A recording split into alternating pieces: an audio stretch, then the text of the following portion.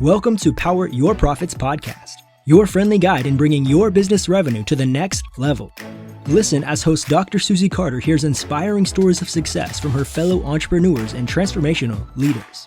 Prepare to make significant change to your strategies as they unravel the secrets of building multi-million-dollar businesses and the most effective tips on finance, marketing, and sales accountability. If you want to take your first steps towards explosive business growth, this podcast is for you. Without further ado, here is your host, Dr. Susie.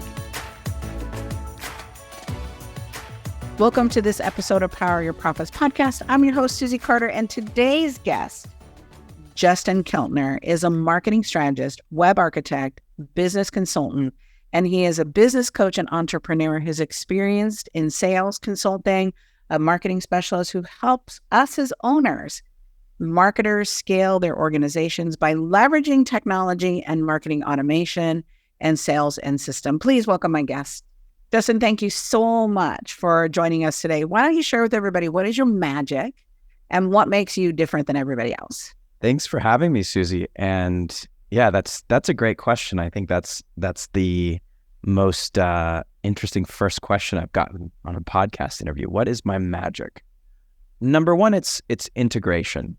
And what I mean by that is I built my first website when I was 5.5. So I got in very young, I got in very young to like the technology aspect of things. And I was able to just build this huge breadth of knowledge around tech. So tech was the first thing that I integrate into the mix.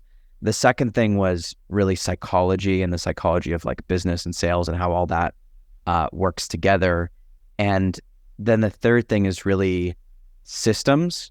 So like we have the technology, we have the business aspect, and then the system. So by pulling those things together, I'm able to create an impact that's just beyond, a thing that I would be doing, like coming in from a perspective, let's say, of email marketing or supporting someone with that. It's integrating these different areas, and there's a bit of psychology in there as well. That's kind of the unique approach, the unique magic that I have. There's really just this integration, this synthesis of different areas of business and tech and mindset and all these other pieces. And that sparked another thing which I've been getting a lot more involved with recently, which is like just this aspect of personal development, like both for myself and for my clients.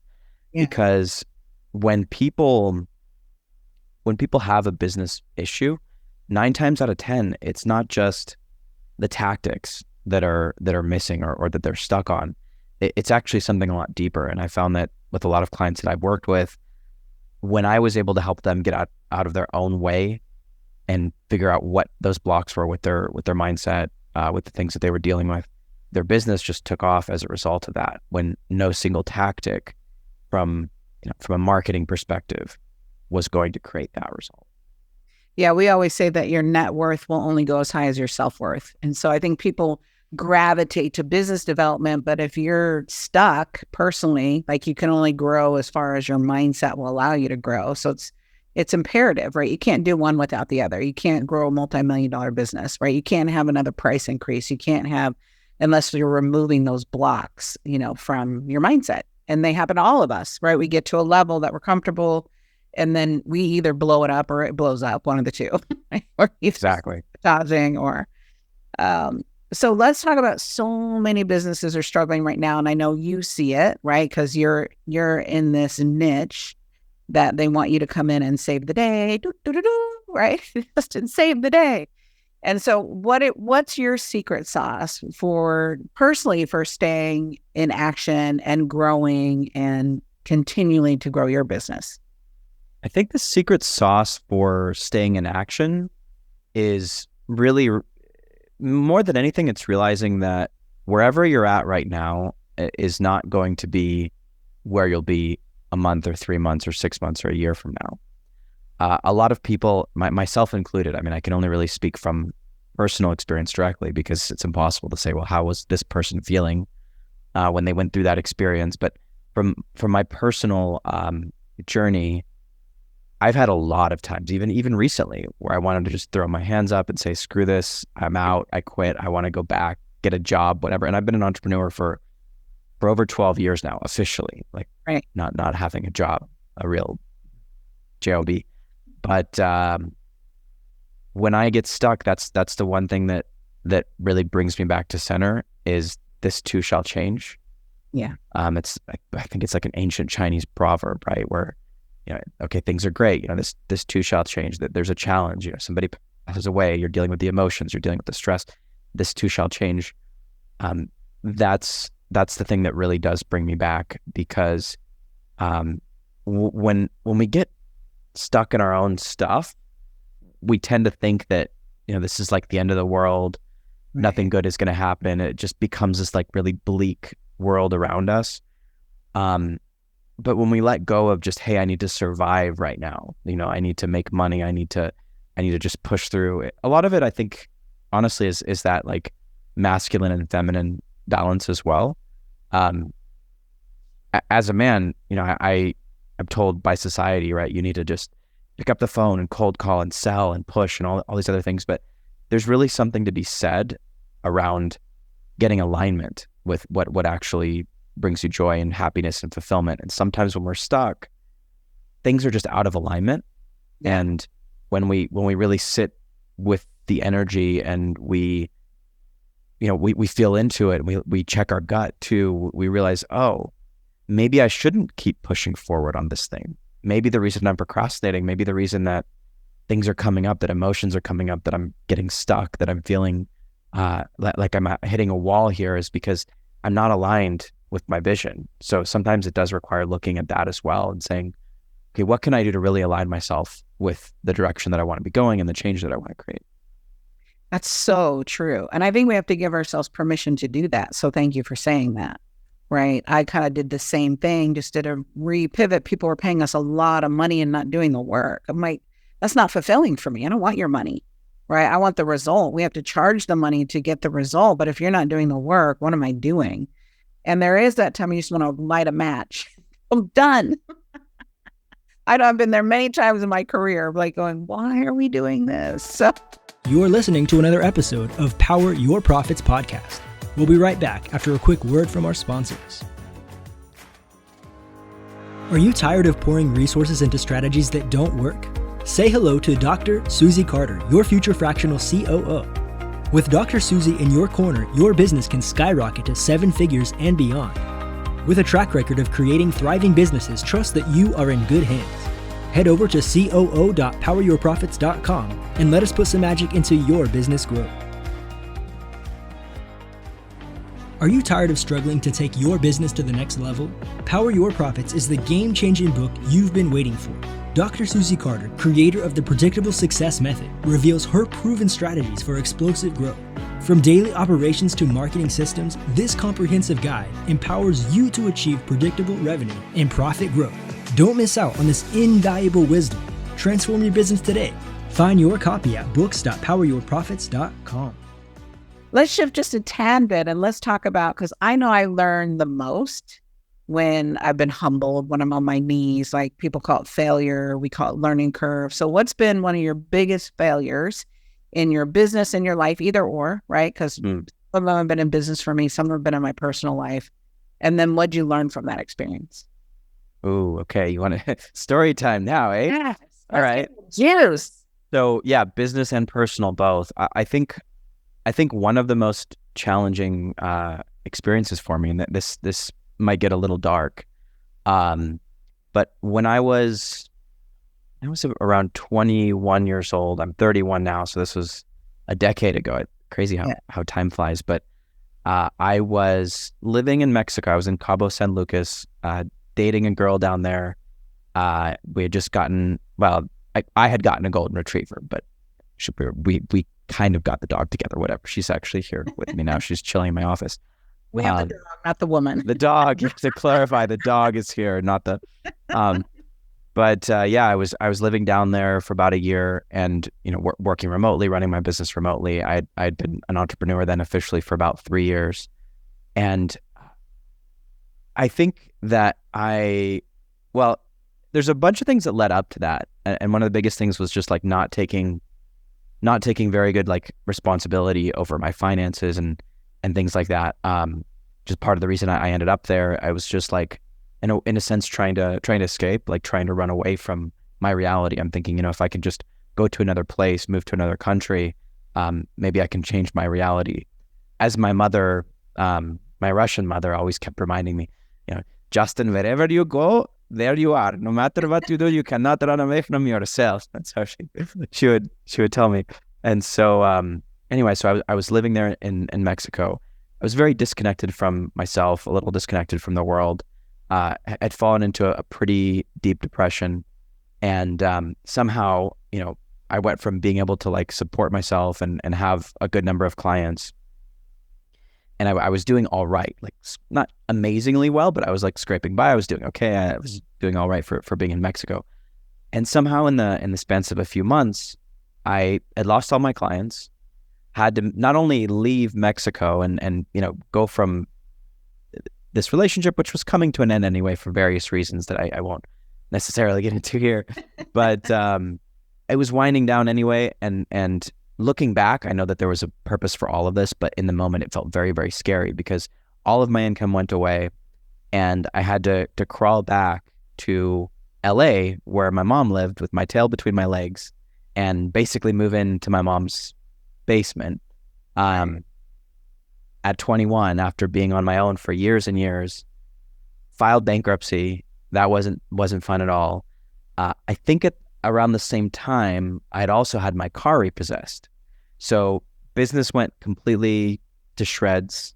Went from, being in this relationship, being independent, being away in another place to having to go move back in with my mom, lost my car, my clients, my money, my freedom, everything all at once. Right. And one of the things that I say too, it was a very, very dark time. I think that one of the things that like truly that kept me going was Daisy, who's, maybe you can see her. Oh, she's down here behind my chair. But having Daisy, the golden retriever, around was like one thing that just really, really, really kept me afloat. Because honestly, like I knew, I have to be around for her. Like I need to take her out for walks. I need to feed her. I need to like be a responsible parent for this dog. And that was the one thing that said, instead of me just throwing the towel in completely and saying I'm done, that like really kept me going. But it was an extremely dark time, and partly because of everything that had happened, and partly because of just the environment that I was in there, and various, negative energies and things like that. It was a really dark time, and it took me almost 2.5 years to actually like just start to recover, where I went back to school. I started studying a bit just to get my mind going. Eventually I ended up moved to Vegas with some friends, and like then finally was able to kind of get back my drive and my momentum. But that for sure was one of the darkest and the most challenging and the most stressful experiences that I've ever had. And then what do you think you learned from bankruptcy and repossession? Because there's huge learning in that, right? I always say that those situations are the things that give us our stripes, like how military, they have all their badges and all their accolades. And in business, we kind of have the same thing. And when you're humble to that level, right? Like I know I had to file bankruptcy, I got a divorce, and I'm like, I will never be in this situation again. I will never not know. I will never trust to that level. I will never I didn't want to be responsible. Same thing as you. I didn't want to be responsible. Great. You're handling that. Great. You're handling that. Great. And it felt like partnership.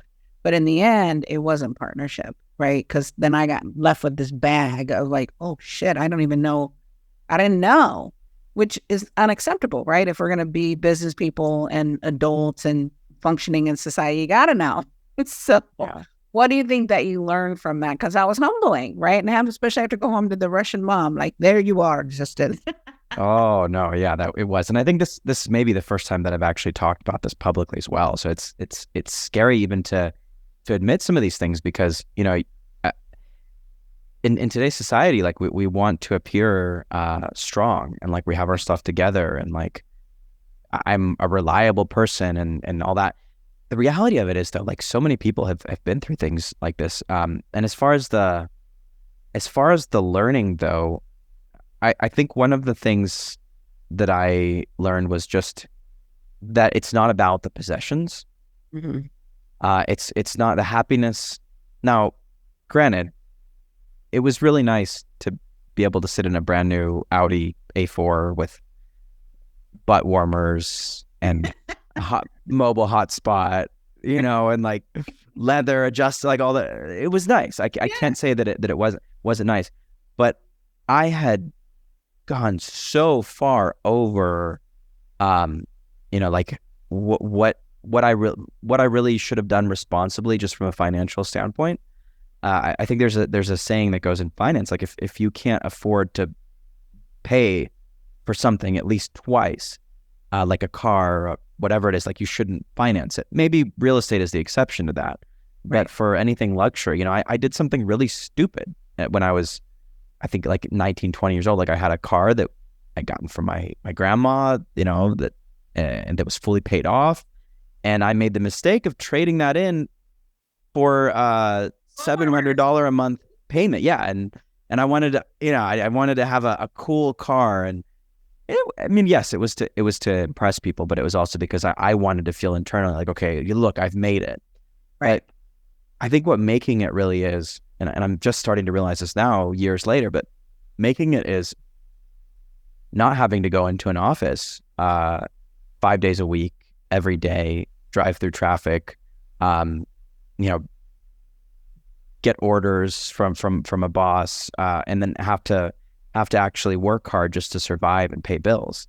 Making it is not being able to afford a $700 a month car payment, because I could at the time for a year and a half, and then I all of a sudden couldn't.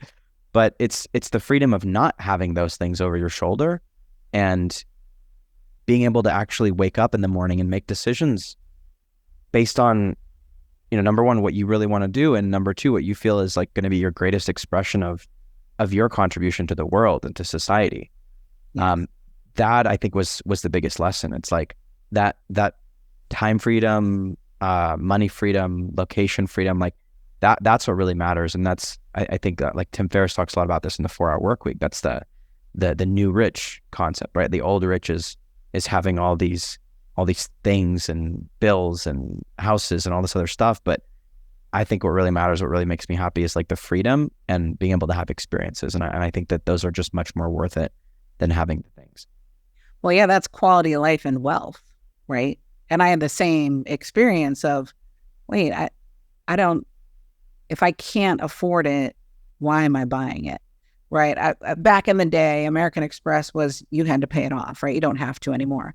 But that taught me the discipline of, if I pay $500 and I know I bought something for $500, it's $1,000. If I can't pay that off, I'm in trouble, right? It taught me financial discipline where, you were young, which is the blessing. And thank you for your transparency and vulnerability, because I believe that the truth does set you free to go, let me just say this out loud. Because there's so many people, and you experienced it young, I experienced it young, right? That made that decision, and that, like, I'll never be here again. Some people keep doing it over and over again, thinking, oh, I'll just get back in this hamster wheel to go, if I can't pay for it, I can't have it. And it taught me to be really financially disciplined, to not be able to buy the things. But there's a part of us in this society, you got to do those things in order to go, that's not the answer, right? What the answer is my family. What the answer is my partner. What the answer is my dog, right? That the dog that got you through. Mm-hmm. There is a kinship there. So I love that you shared it. I love that you're vulnerable, because that's real business, right? That's the reality. I think people just look at people, you get to a certain level and go, oh, she has it handled. No, every level you get to, there's always something bigger. I remember being on this yacht with my friend, but we have arrived, and I'm sunbathing and my eyes are closed, and there was this shadow, right? Like, what is that? I look, and there's a bigger yacht passing me by, right? Taking my son. I'm like, really, God? Really? There's always something bigger, better. Like, I think we've arrived, and I'm all feeling fancy, and the shadow, like, let me just humble you, sexist, right? Of course, always. There's always something that gets put in front of us that makes us, when we lose our perspective, God, the universe, like whatever people want to think about, like he's going to put something in front of you that just smacks that down and says, look, you need to see what's really going on here. And you made an interesting point earlier about society, and not to get off on a whole other rabbit hole, but that's exactly the problem today is these expectations, these unrealistic expectations of society, like for body image, for finance, for wealth, for stuff, for like keeping up with the Joneses. There's all these things that society tells us. And frankly, this isn't, to get into to make all the conspiracy theorists happy here, but you look at what actually benefits the people, like not at the top, like the 1%, but like the 0.001%. And it's like what benefits them and what I think society has been created on consciously and in some ways unconsciously is keeping us stuck in that rat race, keeping us working our butts off for the next thing that we want to buy to prove that we're better. And that's part of the reason that I wanted to check out a little bit of the Western world, and why like now I'm back living in Latin America. You have that everywhere in the world, right? But at least here it doesn't feel like the same amount of pressure. And I think that people, frankly, overall, like are more centered towards like family and values and things like that. Consumerism isn't as high. Yeah, consumerism in the States and in the Western world is just through the roof. It's insane. So I think you have to experience it and to go, okay, that really doesn't matter, right? That was my experience. It's like, and nobody cares. Like at the end of the day, do they really? Who cares? And if that's what their value system is it really your value system at the end of the day? Do you really want to be with a woman that just wants you because you have an Audi, right? An AA? Like, well, no, right? Yeah, I like nice things too. It's to go, wait, that's not my value system. Exactly. And so now at 31, right? We're 31. Mm-hmm. What are you doing? Because this is Power Your Profit, right? Podcast. Yeah. So what are you doing to build your wealth? Right? I know you're working on your personal development, business development. Your business is doing awesome, right? Being that marketing strategist. So what's your wealth strategy now? So yeah, I mean, there's a macro and a micro for sure. The macro is how do I, like the question that always comes up is, how do I add more value in a more leveraged way so that I can impact more people in their businesses? So as an example, I've pivoted a lot.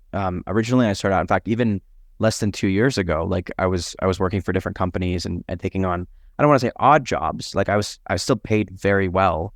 I was still billing, over $100 an hour even 2 years ago, and it was great. But I was like, they called me the Swiss Army knife of digital marketing. And I was like sort of that jack of all trades where, I could come in and set up a funnel, set up landing pages, do really complex integrations with Infusionsoft and other systems.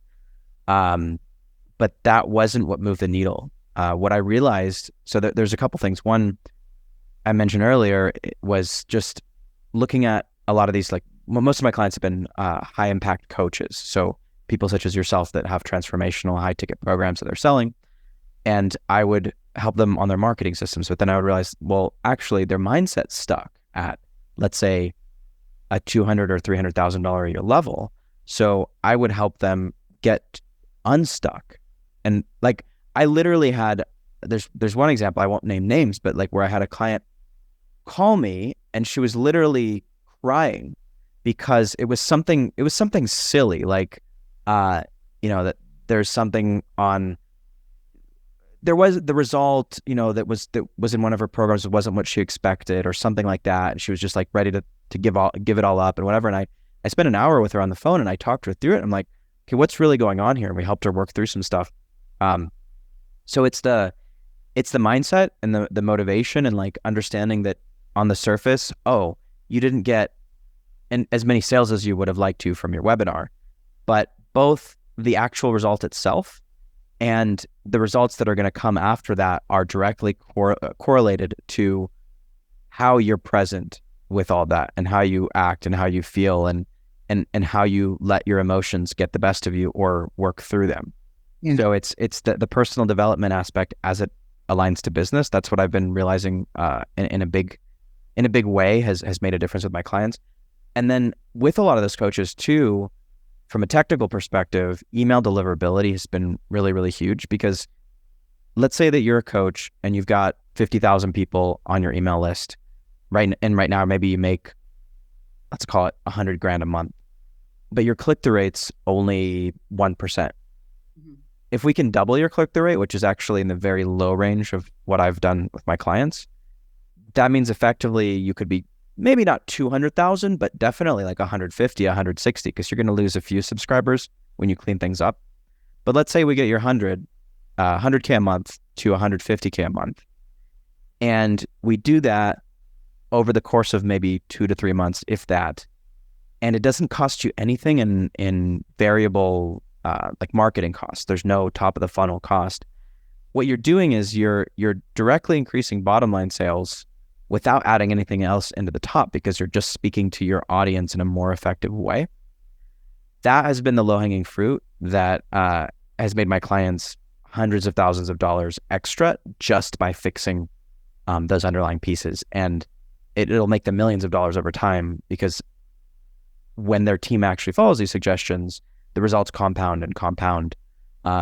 So their email gets to be more effective. And now when they actually do spend more on ads, it's almost an exponential effect, because instead of 1% of the people eventually converting to your high ticket program, 2 or 3% convert. And now you're getting $5 back instead of $2.50 for every dollar that you spend.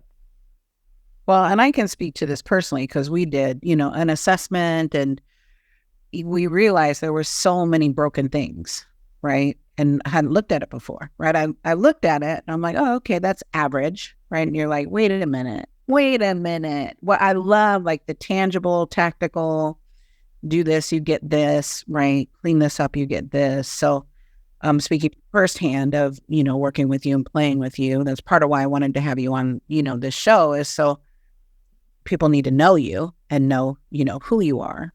So what do you say, Justin? What's one thing you want to be remembered for?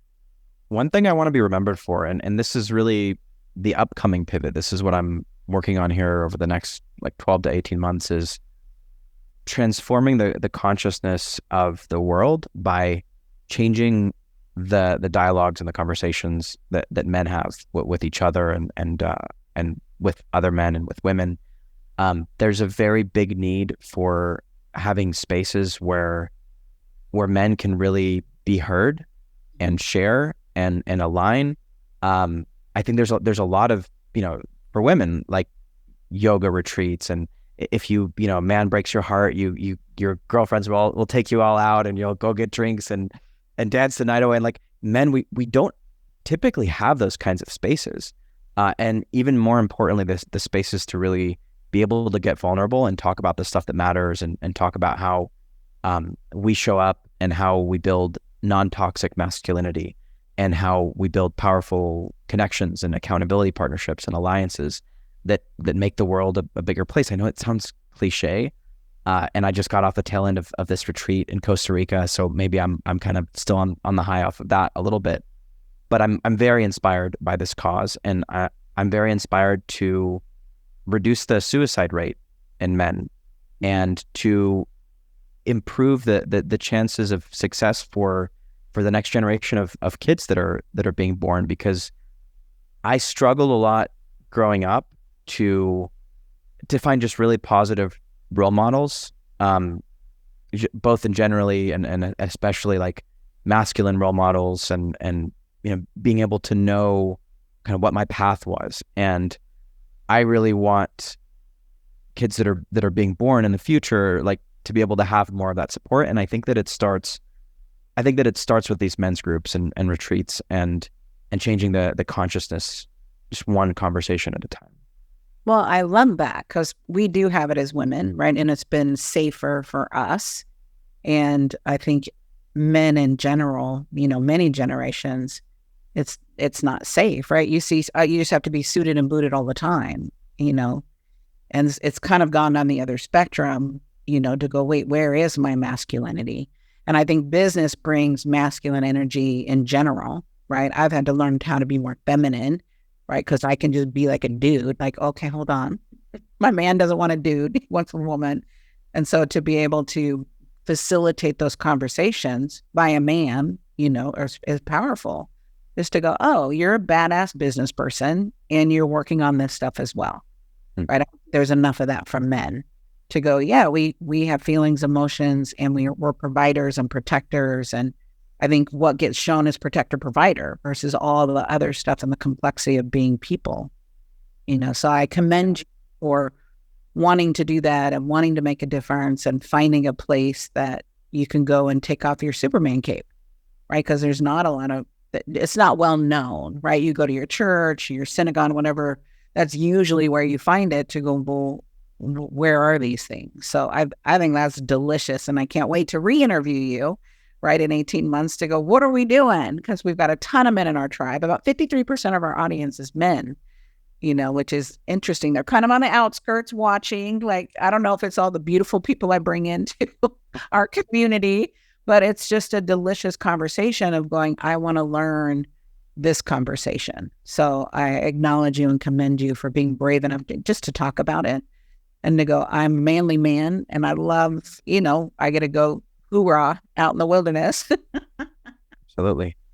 Yeah, I think it's balance. And I think that, to your point earlier, like sometimes we get pushed too far on the other end as well. Like society wants to say, okay, well, all masculinity is toxic. And like, no, it's not. I think the notion that masculinity is toxic it's just very, it's very misinformed. There definitely is a lot of toxic masculinity in the sense of outdated, right? We're talking the 50s and 60s, we started waking up. 70s, we started educating our young men. And it's been this evolution, but the conversation hasn't raised. It's like you're in pods hiding, having these conversations of what is it to be man? What is it to be a husband? What is it to be a mate, a spouse, a dad?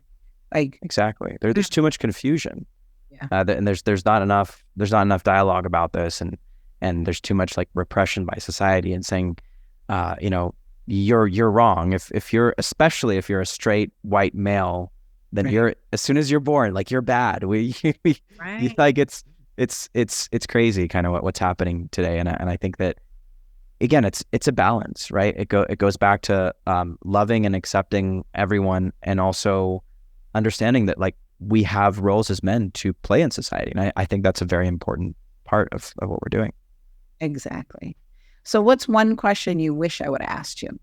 Ooh, that's a good one. How about, what's the point of all of this anyway? Taking it from a marketing standpoint, like what is the point? Because that's something that I'm very passionate about. Point, right? Yeah. What is the point? Tell me that one. Yes, I got my pen and my notepad. Yeah. Like from my standpoint, what it is it's all about, at the end of the day, spreading your message to the people that you can make the most difference with.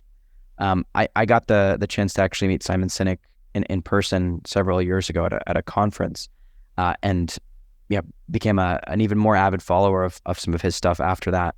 And what I generated as my why was helping people be seen, heard, and felt by those they can make the most difference with.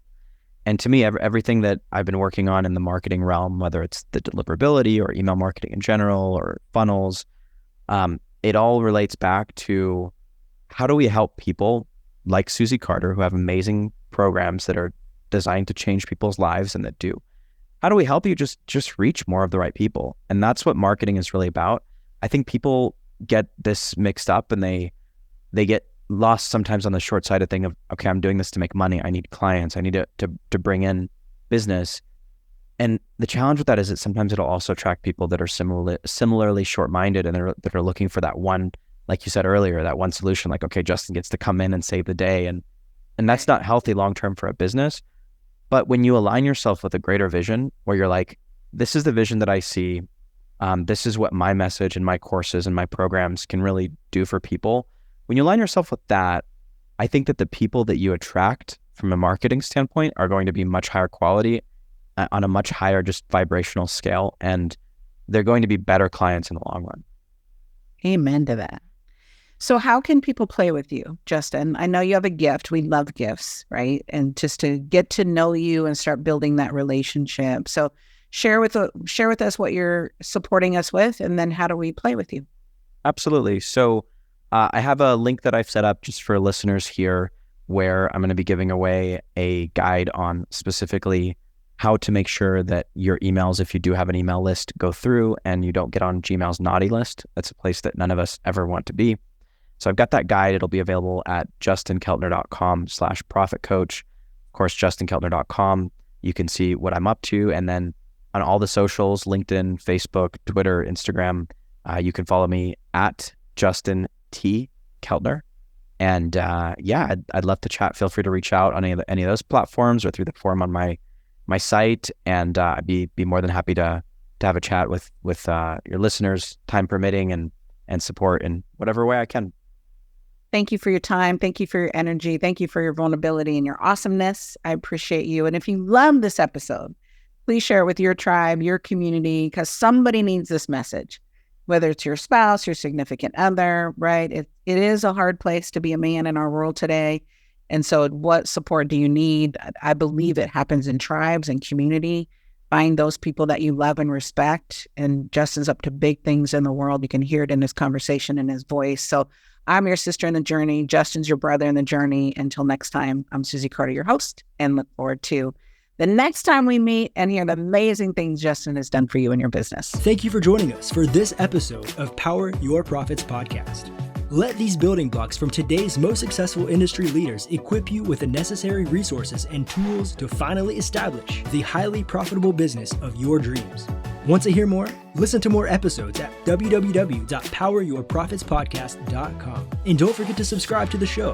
Now is your time to rise to the top of your game. So be sure to catch our next episode. Until next time.